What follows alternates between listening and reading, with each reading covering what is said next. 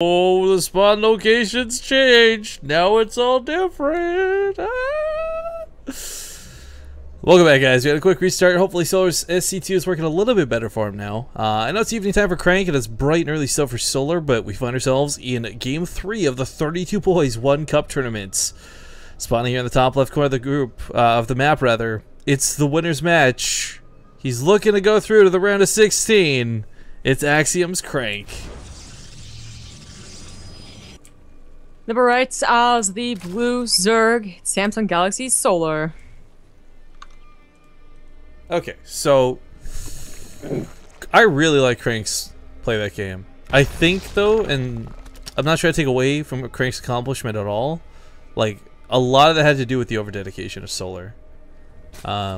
He put so much more minerals in those lings than he wanted to, and it definitely delayed his third. It delayed his drones coming out. I mean, man, I don't know. Like CranK had a good hold, and I really liked his response, but Solar dedicated way too much into that.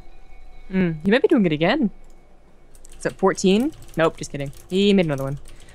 Already then. Never mind. So yeah, he dedicated a lot into that, and you know, CranK didn't get away with Nexus first, but he kind of like evened it out for getting a Nexus first and actually surviving.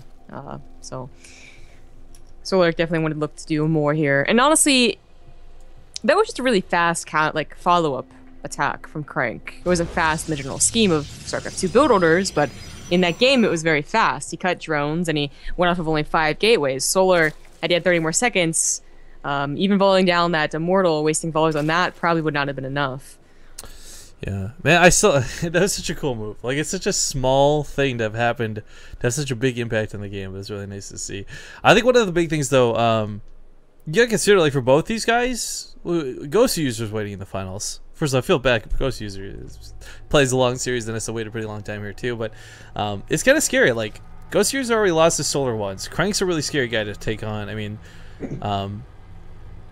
I want to say like these last 2 slots for the last 2 players in the round of 16 are really up in the air. But I think it really depends on who wins this game. Will determine who goes through. That's usually how it works. Well, not just for this game. I mean, for the next one too. Because I mean, like, I don't know. Like, let's say CranK pulls it out here. Solar probably 2-0s Ghost User again.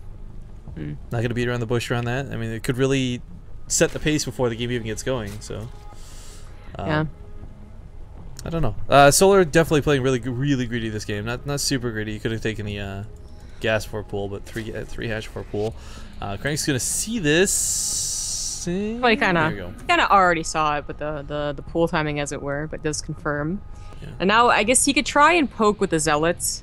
I mean, Nex is already down, so I think that is the case. Soccer, Zealot, Bush 4. You know what we haven't talked about in all the series, though? For all the praise that we could give either of these players, let's not forget, like, CranK, mechanics aside, whatever, control, blah, blah, blah. He was named, like, what, the best coach at GSTL or whatever that was? I mean, he's a really smart dude. He knows how to play this game through and through. Whether he can actually execute it or keep calm head in like the heat of the moment thing, like that's a whole nother can of worms. But like, I think if it came down to like some sort of like, I don't know, Jeopardy or trivia, like I think CranK would always win. He's so smart at this game and he knows what to do. He comes in and he'll like chat cast sometimes from time to time. I mean, I imagine the Jeopardy question would be like, you know, it's the ace match in GSTL. You have innovation in your team. What do you do? I don't. Jeez, this is so hard. What do? Click I'll the money. Send out innovation. I'll send out innovation. No, the correct answer is what is sit back and collect my money. Oh, that's right. It's Jeopardy. It has to be in the form of a question. Yeah. Uh-oh, I would have lost. Well, Gateway's coming down at the front. Not always a big indicator, but I mean, he already saw that it was going to be a Stargate, so. Stargates commonly with a 4-gate, 3-gate follow-up to it can be quite scary. How did he see it that fast? What happened? Oh, Lane's got in, that's right.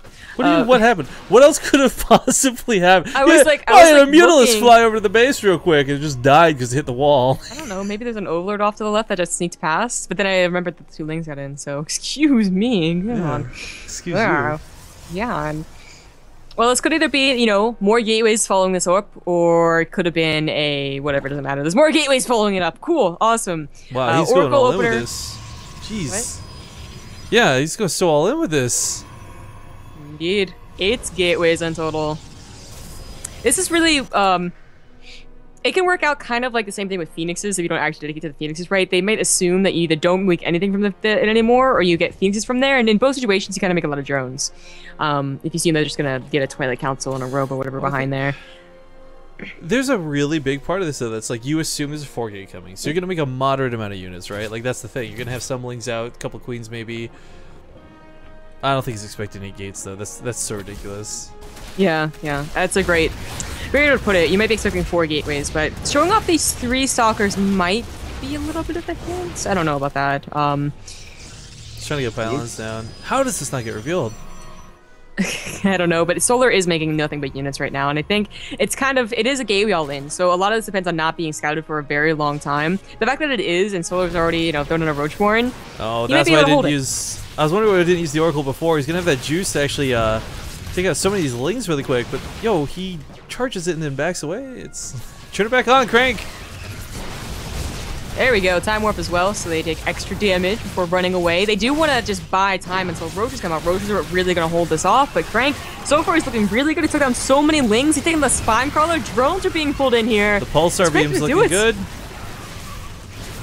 I think Crank, this Pulsar Beam is adding so much damage. Of course, the Warp on his Elves, and yes, Crank wow, does it! Crank Crank! 2 once!